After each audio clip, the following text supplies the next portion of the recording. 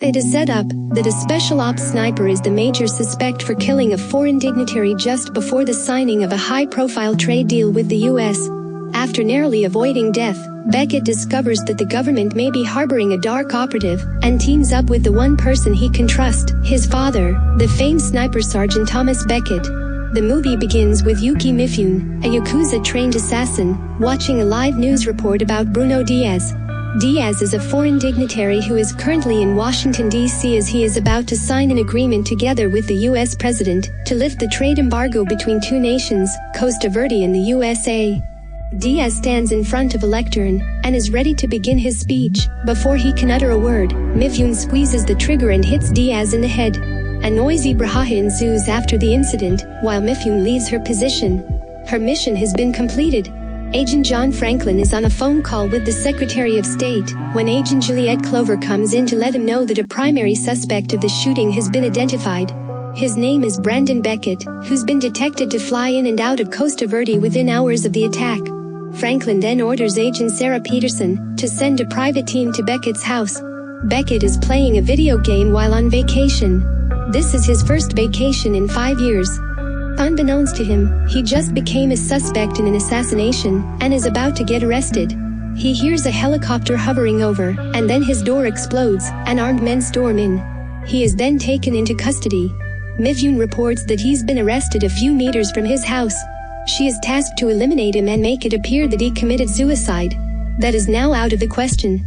The second option is to take out his convoy once he is on his way to a holding facility. At a CIA safe house, Franklin interrogates Beckett, who denies the allegation. Franklin points out that they have his DNA flight record and the motive to carry out the attack. Franklin is convinced that he did it. His other concern is to know if Beckett's dad, Thomas Beckett, is also involved. Beckett denies that they are behind a killing. The interrogation gets interrupted as Homeland Security agent Zeke Rosenberg comes in and asks to speak with Beckett. Rosenberg assures him that he will base his judgment on facts. He warns Beckett that he will be transported to a black site, and if he is found guilty, it will be bad for him. Beckett guarantees him that he is innocent. Franklin comes back in and orders his men to take Beckett out. A member of a Russian mob is contracted to ambush the vehicle carrying Beckett. While speaking to someone on the phone, he demands money up front. As the agreement is finalized, he prepares his team. Rosenberg approaches Clover. She confirms that she was the one who discovered the evidence. Rosenberg lets her know that someone he respects so much does not believe that Beckett carried out the assassination. Clover shows him the video of the assassination and explains how they could pinpoint the shooter's location. The shot was done from more than 1 mile away. She is convinced that only someone with Beckett's skill set can pull something like that off. Rosenberg agrees with her. He then points out one person on the screen that seems to not belong there. He's Donald South, the Novosil Pharmaceutical Company CEO. Meanwhile, a group of Russian assassins is tailing the vehicle that is carrying Beckett. Beckett knows that something is up and tells the officers with him that they are being followed. They refuse to listen to him. Moments later, a truck blocks their way, while the one tailing them closes in. The driver tries to get away, but ends up being leveled by the other truck. The Russians begin to fire at Beckett's car as a precautionary measure. Both of the cops were shot and died in the line of duty. Beckett gets the key to his handcuffs and manages to escape. He then grabs 2 handguns and waits for the 2 Russians to approach. He kills one of them and injures the other. From a distance, Mifune sees everything that just happened. As Beckett is about to drive the vehicle, she aims for him but misses. He manages to escape. She then sets his sight on the Russian that survived and kills him. In California, Rosenberg follows Donald South. He appears to be on a date with someone other than his wife. Rosenberg approaches their table and demands attention from South. His date leaves, and Rosenberg takes her seat. He explains that he just wants to know what he was doing at the stage when the assassination happened. South explains that he's been an advocate for lifting the embargo. He further adds that his pharmaceutical company is on the verge of being absorbed by Ficus Industries.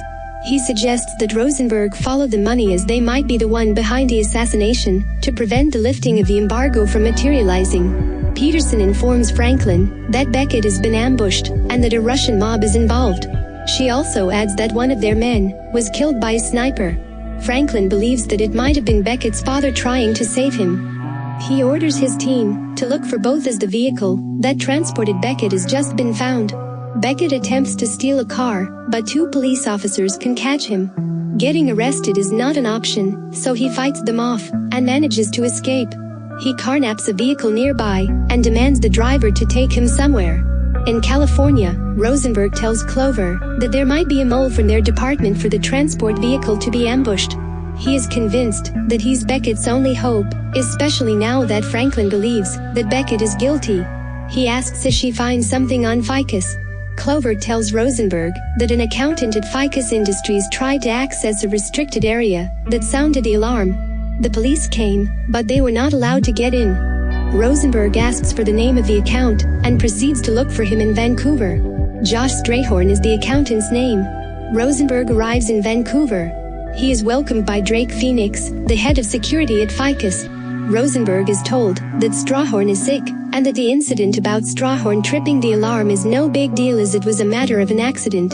Strayhorn was drunk and went to the wrong floor. Beckett leaves the car at a parking lot and gets into the back of a cargo truck.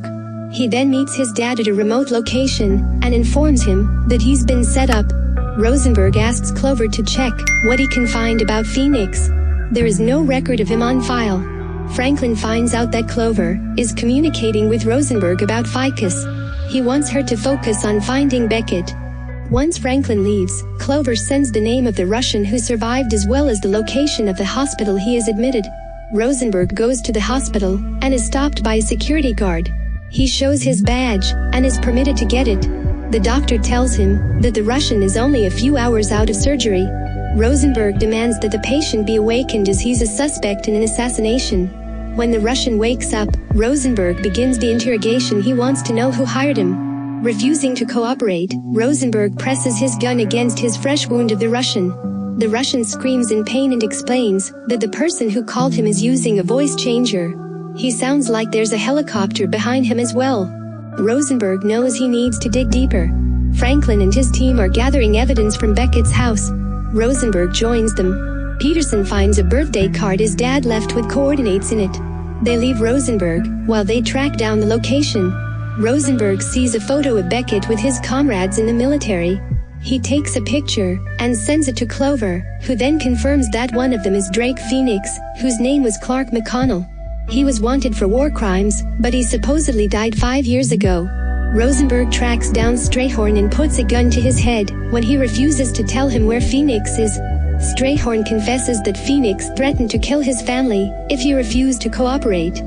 He adds that, if the agreement is not signed, Novosel's stock plummets, and that's where they'd make money. He also admits that he was setting up an offshore account when the alarm went off. It was Phoenix who forced him to do that.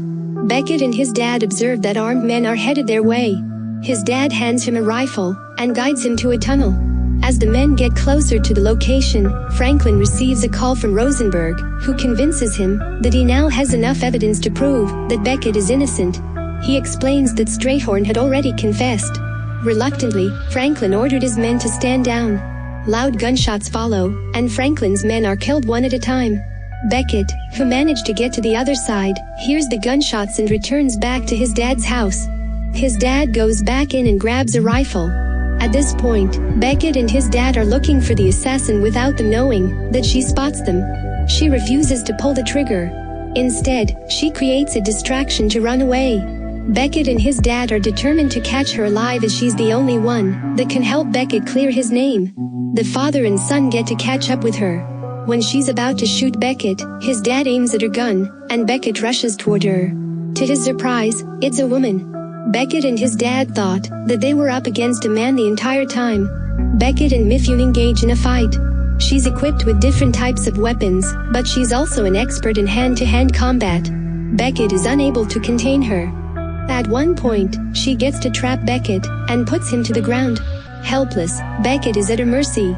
She grabs a handgun to finish him, but his father manages to sneak up behind her and points a rifle at her. It's over. She gives up. In Vancouver, Rosenberg goes to Phoenix's place.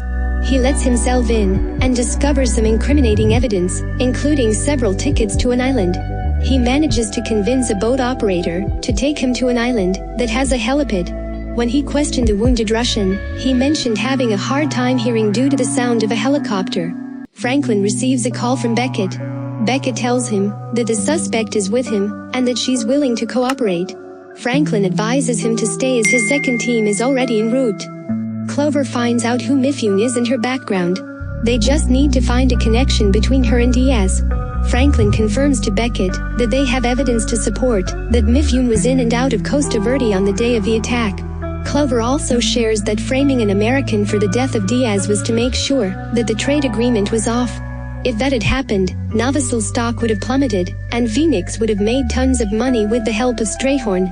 Mifune is headed to a maximum security prison. Beckett suggests that, since she was tasked to kill him, they let Phoenix believe that she got him. Beckett adds that Phoenix framing him is a way for him to take revenge. Beckett reported him to their superior when he witnessed Phoenix killing an innocent woman during a recon. Mifune calls Phoenix and tells him that she has Beckett.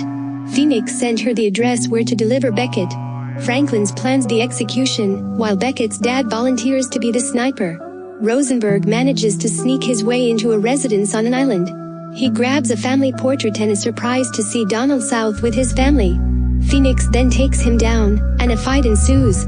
When the smoke clears, Rosenberg is tied to a chair, and South comes out. He explains why he's behind the plan. He knows that once the merge is completed, he'd not be needed anymore, as the CEO will come from the more prominent company that will purchase his. He also admits that framing Beckett was Phoenix's idea. Mifune buzzes in to deliver Beckett. The rest of the team, including his father, are in the position in case the plan goes south. She confesses that she was contracted to kill Phoenix's brother. She killed his nephew in the crossfire. Beckett and Phoenix are now facing to face. Phoenix demands that they get inside. Franklin then orders to extract Beckett and eliminate Phoenix. Once they are inside, Phoenix shoots Mifune. Beckett then gets rid of his handcuffs and fights Phoenix. Phoenix gets the better of the exchanges and holds him hostage. He demands a chopper and $10 million, or he kills Beckett. Beckett's dad is given the go signal to take the shot, but he's hesitant. He is still haunted by a fatal miscalculation in the past. When the tension rises higher, Beckett assures his dad that he trusts him. He knows that his dad is looking at him from his rifle scope. This gives him the courage to go for the kill. Phoenix is killed. South tries to escape, but Mifune gets a hold of him and beats him to the ground. The movie ends with Beckett approaching his dad. His dad admits that it was the most challenging shot he had to take. They share a hug and agree to get some cold beer.